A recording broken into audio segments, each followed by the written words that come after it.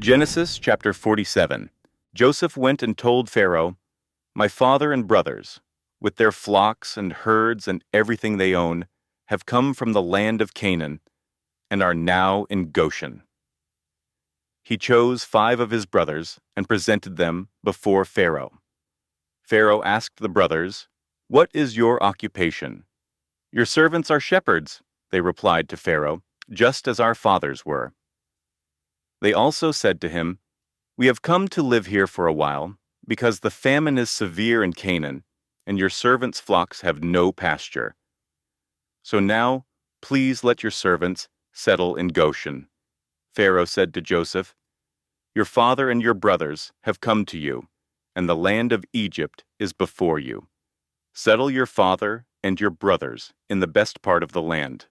Let them live in Goshen.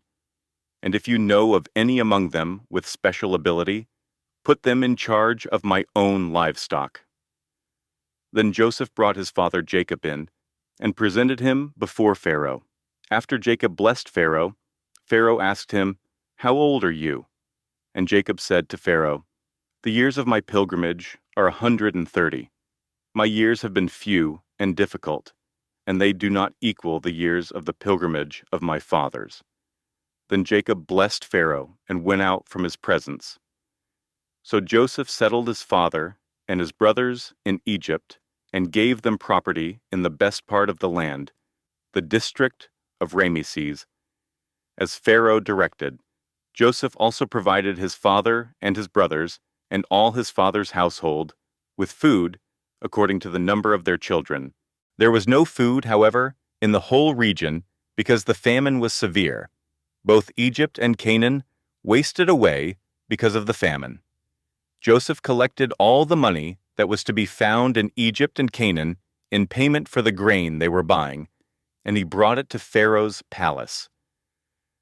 When the money of the people of Egypt and Canaan was gone, all Egypt came to Joseph and said, "Give us food. Why should we die before your eyes? Our money is all gone." "Then bring your livestock," said Joseph. "I will sell you food in exchange for your livestock, since your money is gone." So they brought their livestock to Joseph, and he gave them food in exchange for their horses, their sheep and goats, their cattle and donkeys. And he brought them through that year with food in exchange for all their livestock. When that year was over, they came to him the following year and said, "We cannot hide from our Lord the fact that since our money is gone and our livestock belongs to you, there is nothing left for our Lord except our bodies and our land. Why should we perish before your eyes, we and our land as well? Buy us and our land in exchange for food, and we with our land will be in bondage to Pharaoh. Give us seed so that we may live and not die, and that the land may not become desolate." So Joseph bought all the land in Egypt for Pharaoh. The Egyptians, one and all, sold their fields because the famine was too severe for them. The land became Pharaoh's, and Joseph reduced the people to servitude from one end of Egypt to the other. However, he did not buy the land of the priests because they received a regular allotment from Pharaoh and had food enough from the allotment Pharaoh gave them. That is why they did not sell their land. Joseph said to the people, "Now that I have bought you and your land today for Pharaoh, here is seed for you, so you can plant the ground.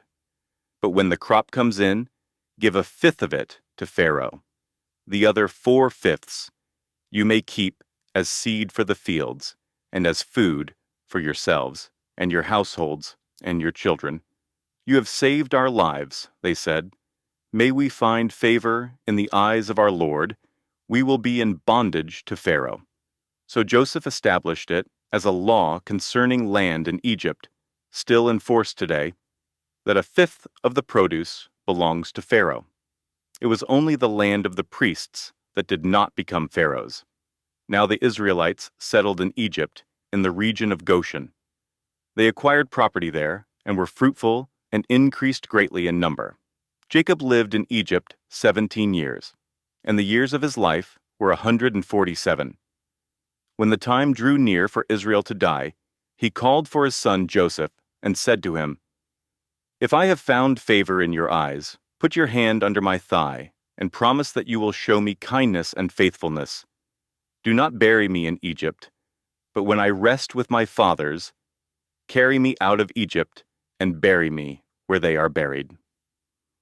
"I will do as you say," he said. "Swear to me," he said. Then Joseph swore to him, and Israel worshipped as he leaned on the top of his staff. Thanks for listening. Click here to continue reading the Word of God.